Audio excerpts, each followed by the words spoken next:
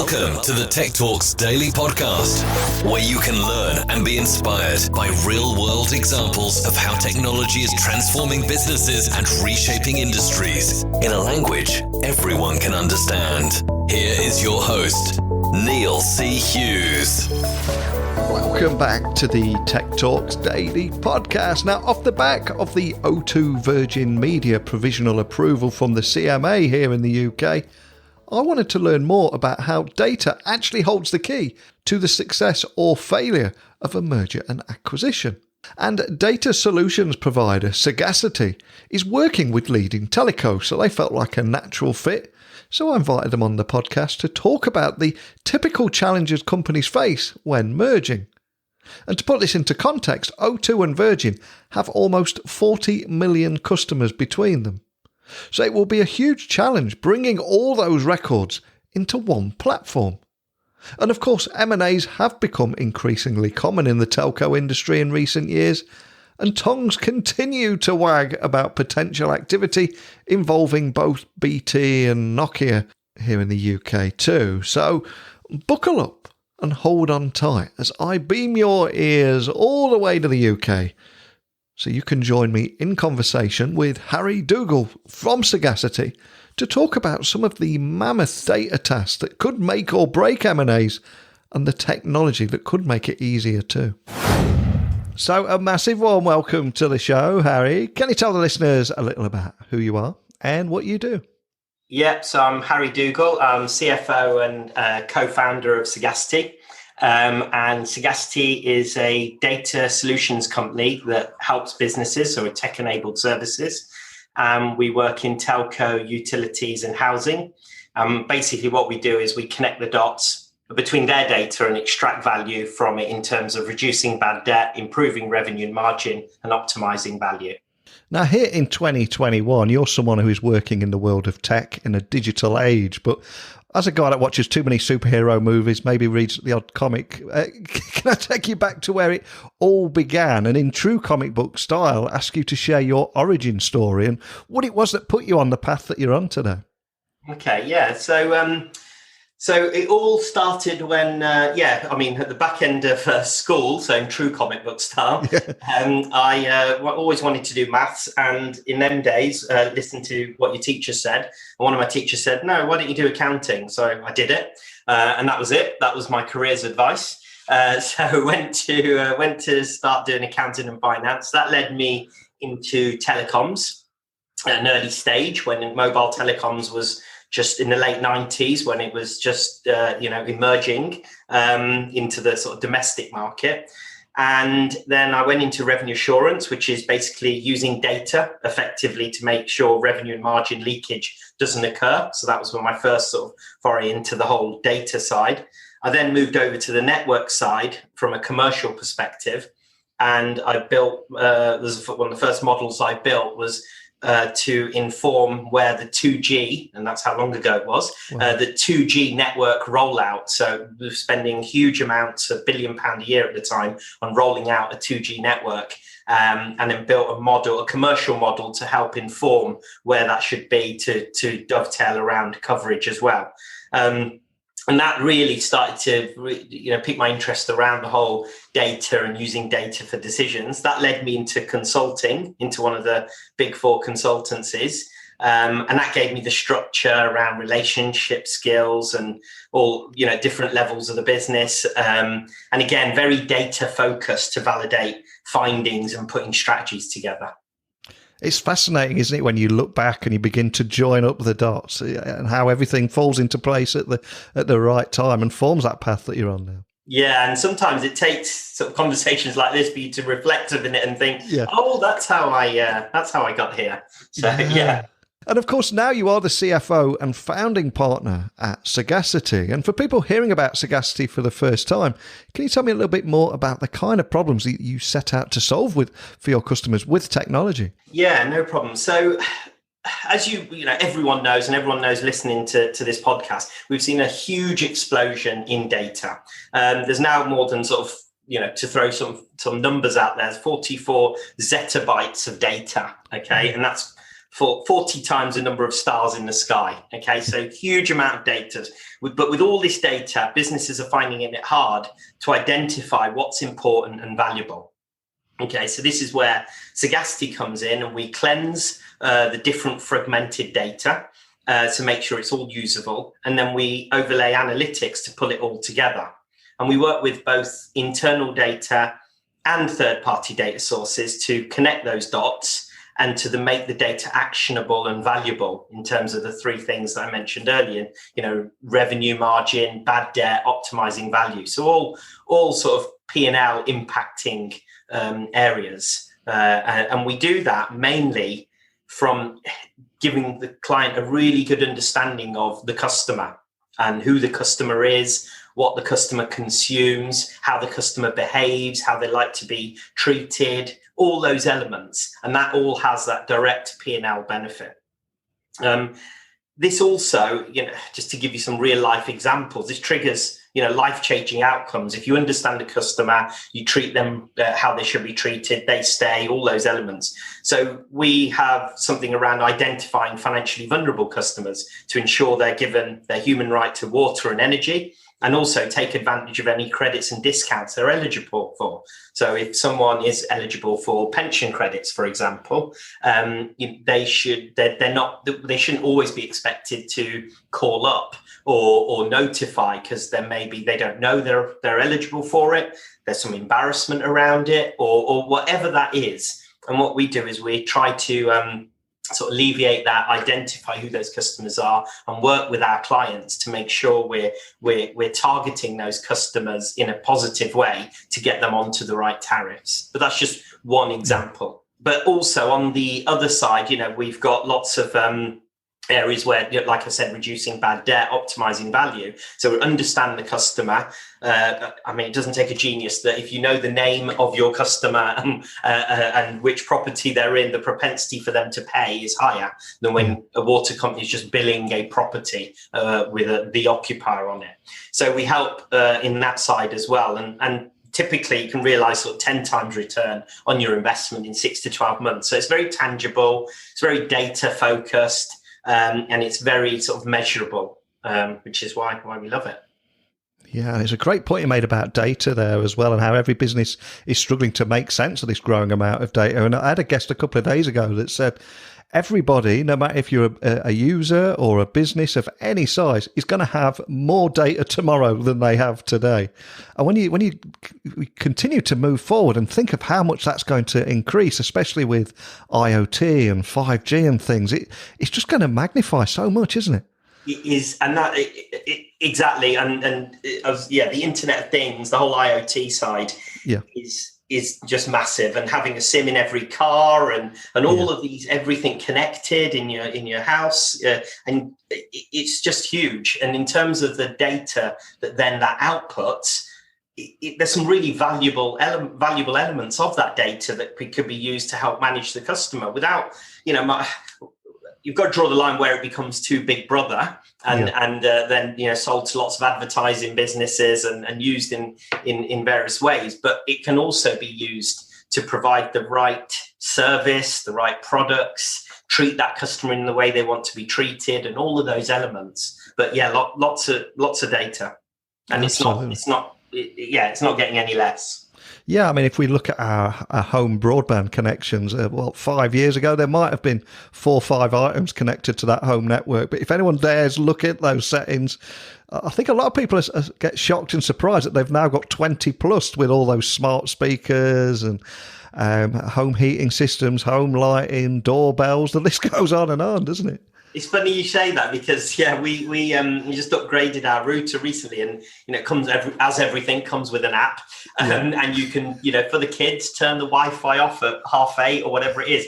And as I was looking down, you could see number of devices connected, and it was I think it was like 37 devices. Wow! And I was thinking, I'm sure our neighbours are connected to our router, because but then. We've all got a phone. There's 4 of us in the house. We've all got a phone. We've all got a tablet. We've all got a laptop. Then the TVs are connected, and like you say, the house alarm and the CCTV, and it just carries on. So it is. And all of that is outputting data to somewhere and can be used. And that's really what we do. We try and work with businesses, get their arms around the data, get your arms around the important data, because there's a lot of data that's just not important for the decision or for the decision you're trying to make. So it's about getting the relevant data for the decisions you're trying to make, putting it into the right format, the right sort of right processes around it, and then managing the customer.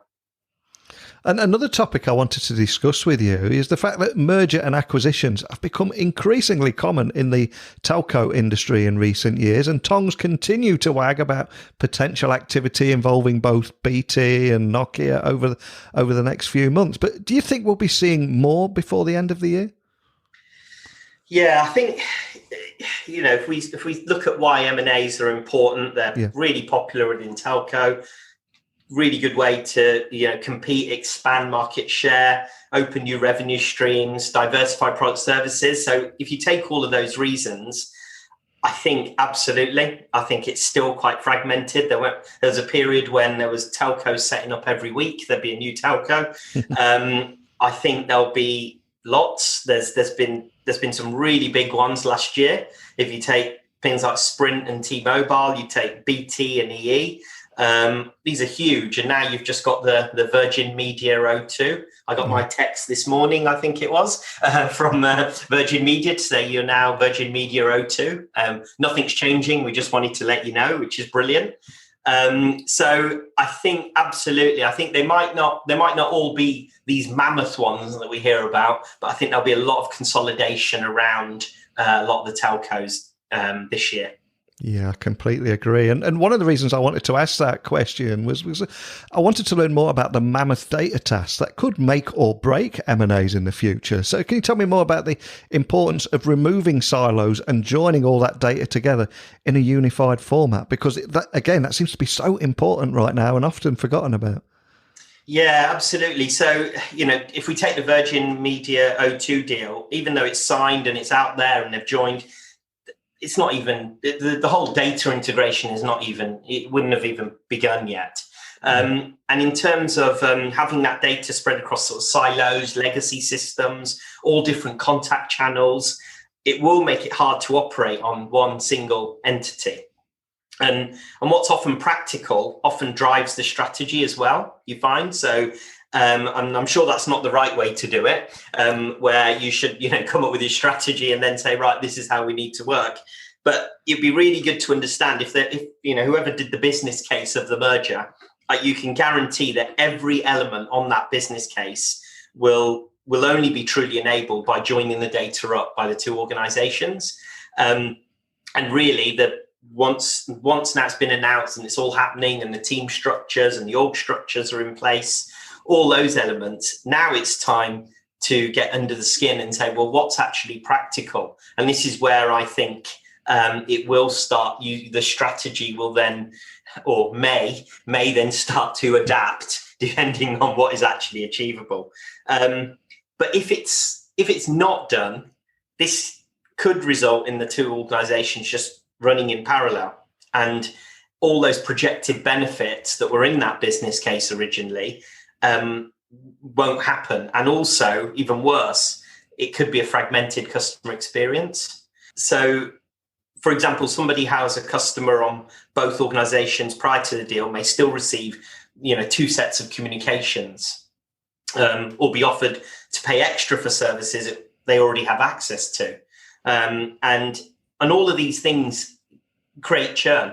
Yeah. So even though they're sort of, sending a letter out to someone, it can annoy people when they're already got that service. Because I think now with data the way it is and with technology, there's a real high expectation as a customer. You and I, we interact with the companies and we expect them to know certain information about us. I know I certainly do. Yeah. And when they don't know that, you just expect it to all be joined up. And when they don't know that, you just think it's laziness. You never think, well, there's a technical capability. Yeah.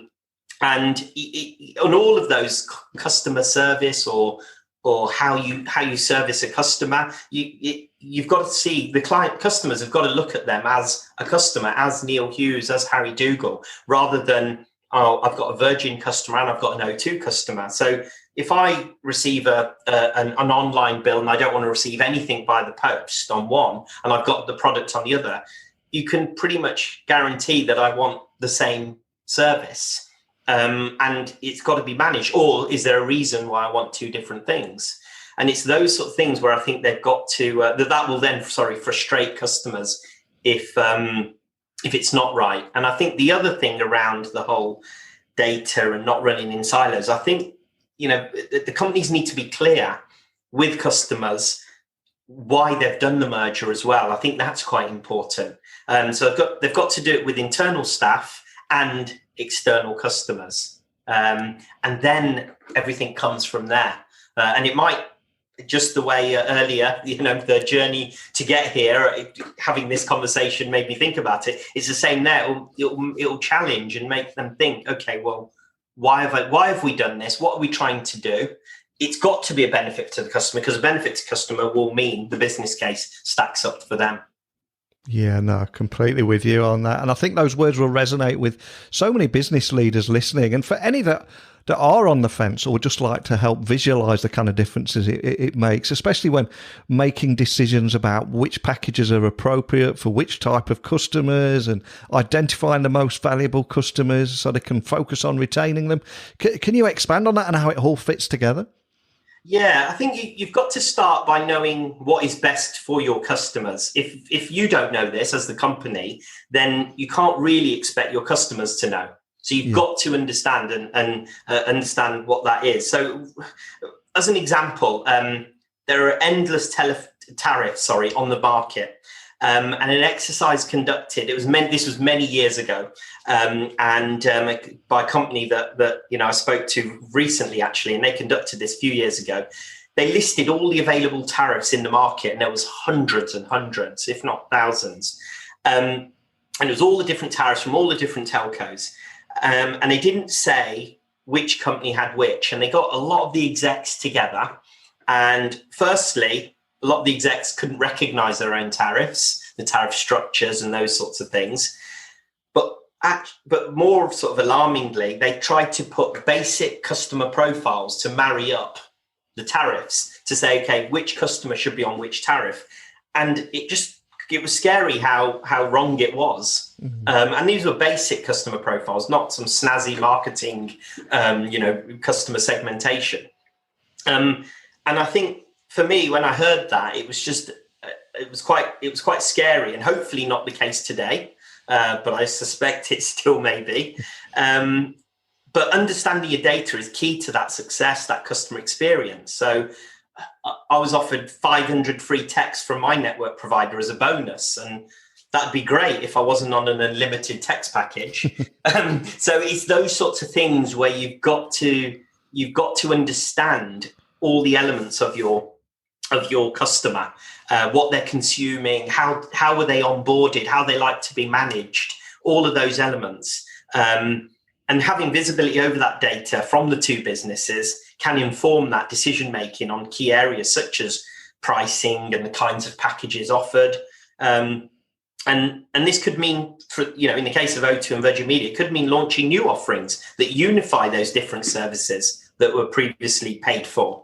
Because now they've got different offerings, different products, and there'll be different combinations, and they've all got different deals with different third parties as well. Yeah. So, O2 might do something with Disney Plus, for example, where Virgin Media didn't, and Virgin Media have got their set-top box. And, you need to start joining this up and really understand it from a value perspective and offering the customer what they want. And that's how you make your customers more valuable. And then also, just on your point there, this has to be targeted around your most valuable customers. So, and you can look at your own data to find this. So very light touch in terms of customer experience, regularly pay for additional products and services, high value contracts, long period of time, right? Really valuable. Okay, how do I treat that customer? And versus how do you treat, someone like my dad who, is on a really low tariff. He's not going to go anywhere, but never really going to use anything, and doesn't really want anything either. So it's, you've got to distinguish the two users and manage their expectations, and that's how you drive valuable customers. And I think from a customer point of view, it is incredibly frustrating because it can often feel like that if you're a new customer, you get all the best deals. Whereas if you're an existing customer, you have to ring up every 18 months, do that little dance, say you're going to cancel, get put through to retentions, and then get offered the better deal. And it can be incredibly frustrating, especially when you consider that the cost of acquiring new customers dramatically increased in recent years. And it's much easier to leave a provider now. It can be done for a text message, I believe. So do you think that retaining your valuable ones after an M&A is more critical than ever? And again, is that something that's often missed? Yeah, I think it's like when any change happens, when you move house, when you get married, or whatever that change is in your personal life. That's when you look at the data, that's when you tend to change your services, okay, for whatever reason. And I think it's a similar thing from an M&A perspective, where there's a change, it almost alerts people. I'm with so-and-so, or they may have been with the company that they've merged with. So Virgin and O2 is a brilliant example. You might have you might have been with Virgin before, not had a great experience, and there's a reason you came to O2. So I think it's about using that data. Again, that data is all available. You'll know who your previous customers were, existing customers, all this data, everything I'm saying, the data is there to look at. And it's making sure that you're overcoming any issues that those customers may have during that time. So I think it's a bit more heightened to make sure you're looking after them. Also, when lots of people don't like change, and they'll see there's a change and they'll almost be expecting something to fail, and some customer comms or some treatment or something. And when it does, it gets more annoying, and people vote with their feet and leave. So I do think using that data, making sure any migrations, any merging of that data, any channels of communication that's going out there to customers, all that needs to be joined up from a data perspective.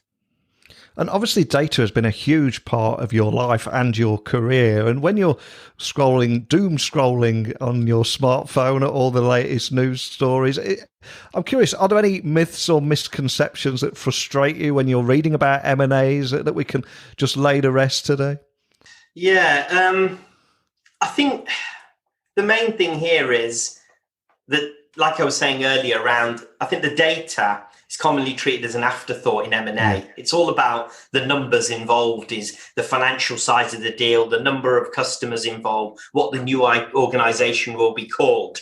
And I think that's the bit that always, I wouldn't say frustrate, I always think it shouldn't be an afterthought. Like I said, I think your strategy around why you're doing it will be enabled by merging the data, because if it's not, the businesses can just exist on their own. They don't need to be merged.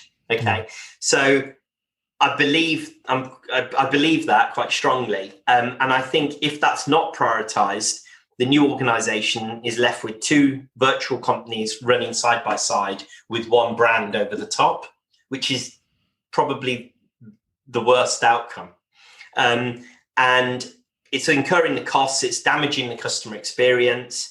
So I think the data needs to be treated more as that key strategic area from the get-go, rather than something that's thought about further down the line. So if one of the strategies is to cross-sell the products and services and get everyone onto sort of these unified tariffs or unified services, we need to make sure that can be enabled and can be done. Not even from a regulatory, from a policy perspective, and then from a technical perspective as well. So there's all these things that I think it would be good for it to help inform what is going to be done. Like I said, the expectation of customers is really high. As soon as it's merged, and if I've got services from both, I'm expecting the company to know way more what I'm consuming and what I'm doing, rather than me telling them. I don't want them to offer me a 4G SIM for my house when I'm buying broadband off Virgin already, and I'm in a contract for 9 months.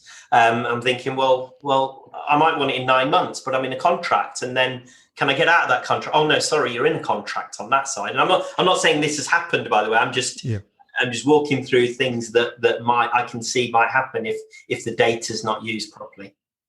And it does feel like an incredibly cool place to be at the moment. But I'm curious, what's next for Sagacity? And is there anything in particular that excites you about the role of emerging technologies in the future too? Because again, with the arrival of 5G, there's a lot of big changes on the horizon, isn't there? Yeah, so huge. So we've just taken a significant sort of investment from Queen's Park Equity. Mm-hmm. And they were attracted by our strong customer feedback and financial performance. And I think that investment is what we'll use then to do all the stuff that we always wanted to do. And that's the exciting bit. So that will help, the continued expansion, looking at pushing the boundaries in terms of how we use that data. And all of those elements, making it almost easier for our clients to consume that data as well and link into their systems. We're also looking at entering new markets, which is exciting. So we're looking at local authorities, insurance, and other subscription-based industries. But those, or if you take local authorities, they've got all the issues that water companies have got. So we'll be expanding into there, and that's quite exciting. And like you say, the explosion of data around Internet of Things, it's already happening, but it's just around the corner. Everything you can't buy an oven now that's not connected to the internet. It's just I remember we do in our kitchen last year, and I said I don't really want a Wi-Fi oven because I'm fine with not turning it on and off when I'm not in the house. We've got Wi-Fi. I've not connected it, but it's a Wi-Fi oven. So it's all of these things that it does become really interesting, especially on what we look at in terms of understanding who that customer is. But there's also lots of elements around safety and all of these things that could be used with that data. So if you take traditionally where houses were vacant, and there'd be someone going round and checking a vacant property by looking, are there curtains up, or is there furniture there, is there a car in the driveway, is there a light on? There was this basic checklist. Well, now we can do it all with data, and as more Internet of Things comes on, you can see it from a consumption perspective, or from an activity on an alarm, or whatever that is. You can start to use that data to do some really clever things, and lower the cost to serve for companies as well, which ultimately helps end customers as well.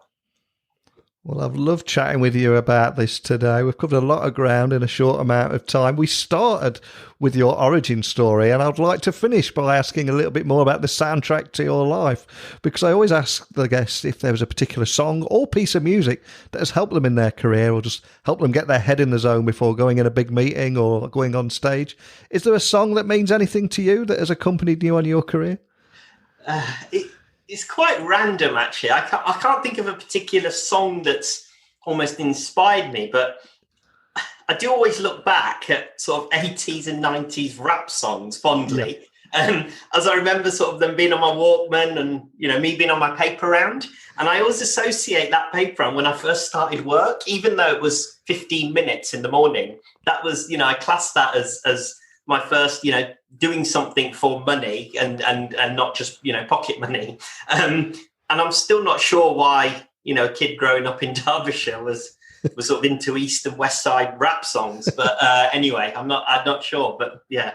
And some, things like The Message from Grandmaster Flash and the Furious Five. I'm not sure why that every time just reminds me of starting work. And, yeah. What a tune, man. I'm going to get that straight on the playlist. That's a cracker.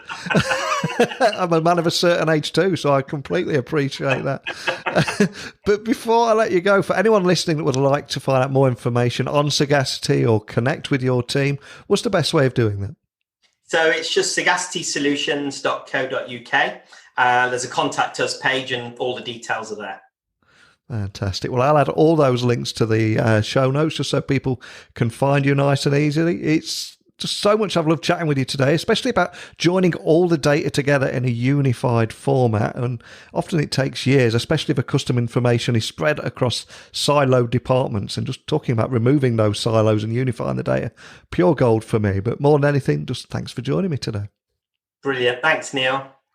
So a big thank you to Harry for talking about some of the mammoth data tasks that could make or break M&As. And so many big talking points there, from joining all the data together in a unified format for a merger of this scale, and how it often takes years, especially if customer information is spread across multiple siloed departments.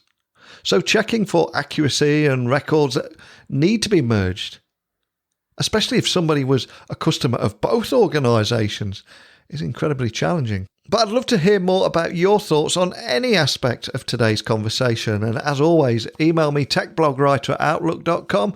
My website is techblogwriter.co.uk. Keep your messages coming in. Love to hear what your thoughts are. And I'll return again tomorrow with another guest. So thank you for listening as always. And until next time, don't be a stranger. Thank you for listening to the Tech Talks Daily Podcast with Neil C. Hughes. Remember, technology works best when it brings people together.